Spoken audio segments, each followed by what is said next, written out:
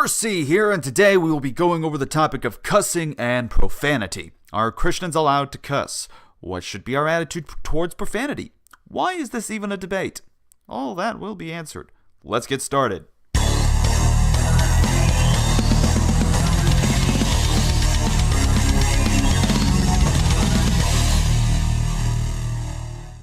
There are unfortunately some people who claim to be Christians today who decide that it's okay to let out some cuss words and that there's nothing wrong with letting out some F-bombs or even opening up some cans of the S-word. However, is this biblical? Can such words be permissible? Absolutely not. If we were to read the words of the Bible, we would see that we are to avoid such foul language. Before I even start, I want to go ahead and address the claim that many Christians who try to justify cussing use. They'll say that there is no list of cuss words in the Bible, and therefore we aren't limited in our speech. However, this is such a bad argument that I can't believe they consider using it. There's nothing in the Bible that explicitly condemns pedophilia. The only thing we have to do is not commit adultery or lust. So by that standard, since the Bible doesn't tell us when somebody should start the age of marriage, it would be just as logical to allow a man to marry a little girl Muhammad style. However, the Christians I know who want to use this argument to justify cussing would not use that same reasoning for the age of marriage. Therefore, they are at odds with their own line of reasoning that is inconsistent. Ephesians chapter 4 verse 29 says, "Let no corrupt communication proceed out of your mouth, but that which is good to the use of the hearers." So, our words should use something that is edifying and ministering in the tone and behavior of grace. Now note that I will be going to scholarly sources like commentaries and lexicons to help define the meaning of these verses and words. Now the first one for this will be from F.F. Bruce's commentary on the 3 epistles of the Bible. His comment reads, quote, "It is not only from lying that Christians should keep their lips free. Foul language of any kind is inappropriate on lips that confess Christ as Lord." He goes on to say, by foul language may be understood in this context not only obscene vulgarity, but slanderous and contemptuous talk. Any talk that works to the detriment of the persons addressed or of those persons who are spoken about.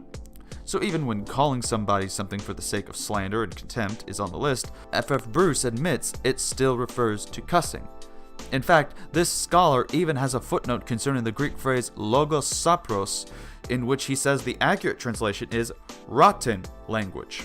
So we must consider avoiding the use of rotten language. Now let's go to Ephesians 5:4, which continues a list of ways we should put away from ourselves. It reads, "Neither filthiness, nor foolish talking, nor jesting, which are not convenient, but rather giving of thanks." Notice filthiness is used here. In the BDAG Greek lexicon, it defines the Greek word askrotes to mean behavior that flouts social and moral standards. So the word itself isn't a cuss word itself, it's how the culture perceived the usage of this word as a cuss word. And that's the point. We shouldn't offend them with unnecessary words. Finally, we get to Colossians 3:8, reading, "But now ye also put off all these, anger, wrath, malice, blasphemy, filthy communication out of your mouth." We've already covered what corrupt communication means, but what does filthy mean? Does it mean the same? Well, F.F. Bruce barely talks of this in his commentary on it, but does indeed identify that this refers to, quote, foul talk and filthy language, in the same sense as the foul words we hear today. Words that are bad to use in public and in cultures they are bad to say in. Thayer's lexicon defines it to mean foul speaking, low and obscene talk, as well as shameful speaking. Even the German New Testament scholar Edward Laus says this means also, quote, "Every kind of abusive language from man's mouth is also forbidden." Now I know, I get plenty of backlash from this from some people, especially the postmodern Christians out there who gonna claim that I just lost in my traditional ways, or even by some who just want to have a reason to swear and be vulgar in their language. That's okay, as I'll be waiting for these people in the comments, but you might also be wondering why I made such a video. Well, the reason is quite simple. As I mentioned, there are Christians today who think it's okay to go around and cuss because they are just words and that they have ultimately no meaning or harm to anybody. In fact, I even went over this and got into an argument with a brother in Christ who will simply be known in this video as PI. I asked him about cussing, expecting him to provide scholars and scriptural passages to go against the use of cussing, but instead he just cussed at me, and I had to point out to him where it was wrong. He then claimed that the Bible uses sexual language and very erotic euphemisms. However, I agree with this, and that wasn't my argument. The F word as well as the S word aren't words always used in sexual terms. He then says that the Bible used profane words in their time. I thought so too, but further digging proves this to only be an assertion. Unless you can show me where from the New Testament, as well as some scholars to support this case is, I will simply call out that this is just more desperate justification attempts. Others have tried using James chapter 3, verses 8 through 9, which says, "But the tongue can no man tame. It is an unruly evil, full of deadly poison. Therewith bless we God, even the Father, and therewith curse we men, which are made after the similitude of God." However, if we keep reading, we see the following. "Out of the same mouth proceedeth blessing and cursing. My brethren, these things ought not to so be.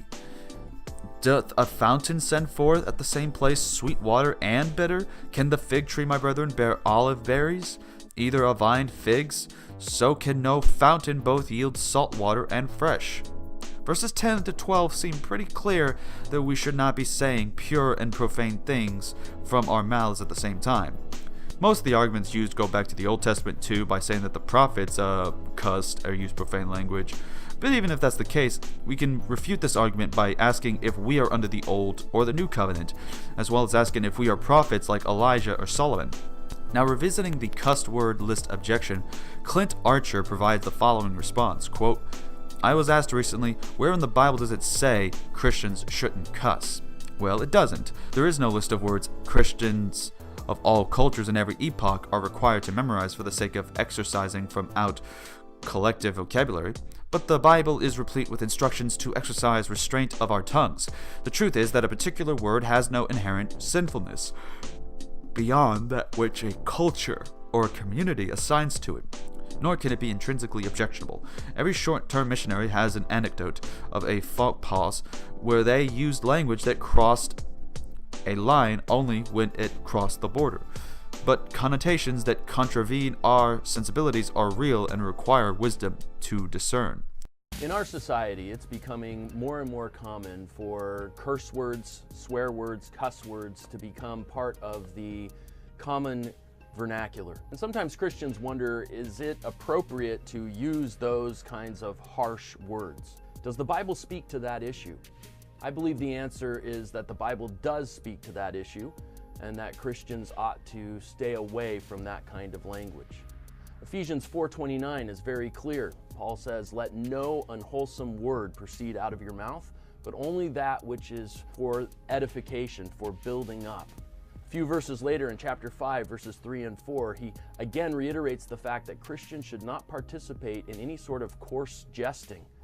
A lot of the foul language that characterizes modern society tends towards that coarse jesting, that coarseness, and Christians are to stay away from that.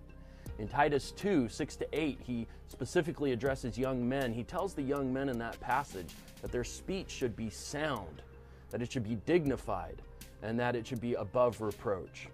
It's hard to imagine a scenario in which a Christian could use foul language, coarse speech, and have it fit that biblical criteria of being sound, dignified, and above reproach. So for all of those reasons, I think the New Testament is very clear.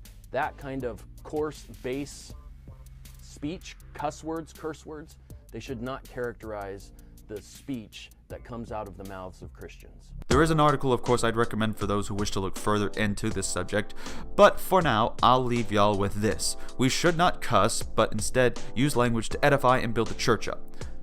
This can be through evangelism to build up the church in terms of members of the body, or build up to help make the church stronger through wisdom and sermons that give us hope, strength, and knowledge that is biblical.